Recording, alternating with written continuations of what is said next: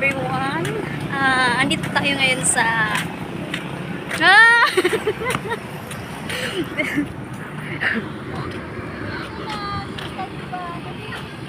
Oh, wag. Ayan, andito tayo ngayon sa Sawangan. Pupunta tayong Puro. Actually, nag-walking lang kami. May kasama akong ano. Hindi ba kita mapakita? May kasama akong pang Miss Universe ang tangkad niya.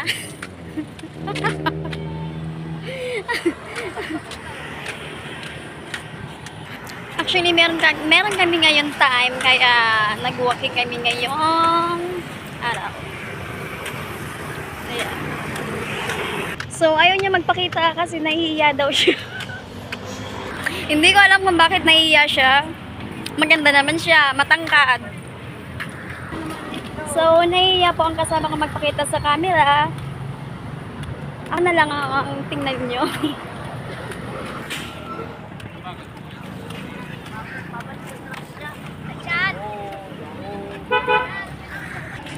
So, ayan nga po, kasama ko ang aking manager kasi dati ako naging artista. Kapag hindi po kami pagod at may time kami, nagwo-walking po kaming dalawa. Dapat talaga So, malayo-layo pang aming lalakarin hanggang dun pa sa dulo.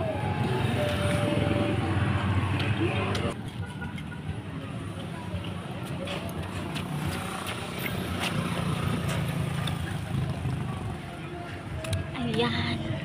Kasama ko ang aking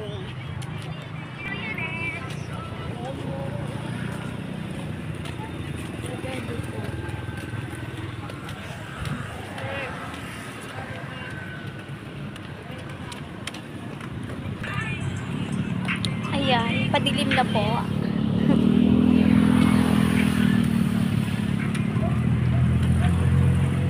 Pang Miss Universe yan. Pambato ko yan. Huwag yung braso ko. Hindi naman. So, nahiya siya kasi ang braso niya daw lumalaki. Bakit sinasabi mo yan?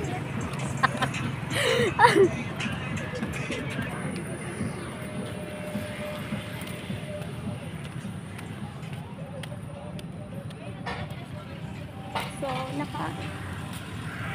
Sige.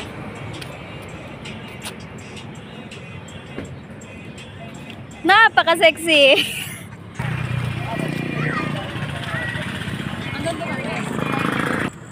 So, ayan po, paggabi na nga. Ayan, napakaganda ng volcano. So, ayan po, malapit na kami sa finish line. Malapit na kami sa Puro. May mga original sapatos. So, ayan nga po, kapag ganitong oras na palubog ng araw, madami yung taong mamasyal dito. Meron din nagtitinda ng mga damit or sari-saring damit. Ayan, paggabi na nga, hindi pa namin nararating yung aming pupuntahan. So, ayan po, paggabi na. Malapit na.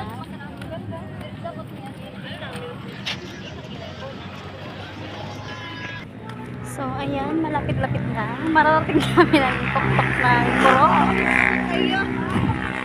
Saglit lang, ayan yung monumento.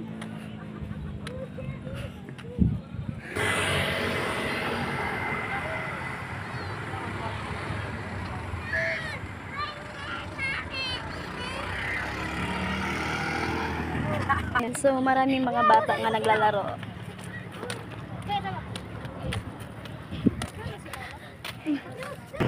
So, ayan po. Ito na po yung pinakadulo ng Puro na mag-walk na namin. Kasama ko pa rin ang manager ng buhay ko.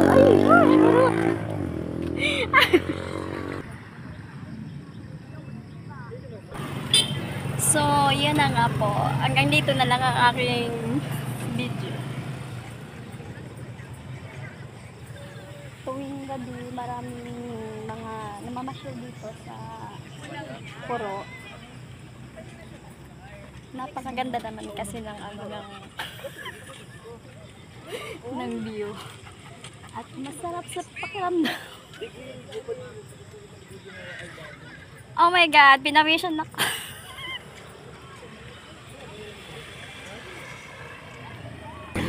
Ayan, pawis na po siya.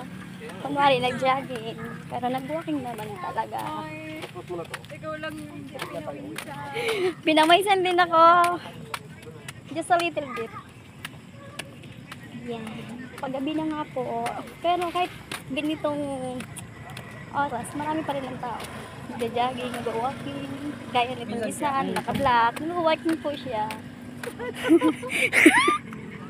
So, ito na nga po. Siya po ang pinakamaganda sa balat ng lupa. So, pang Miss Universe nga po ang tangkad niya at ang ganda niya.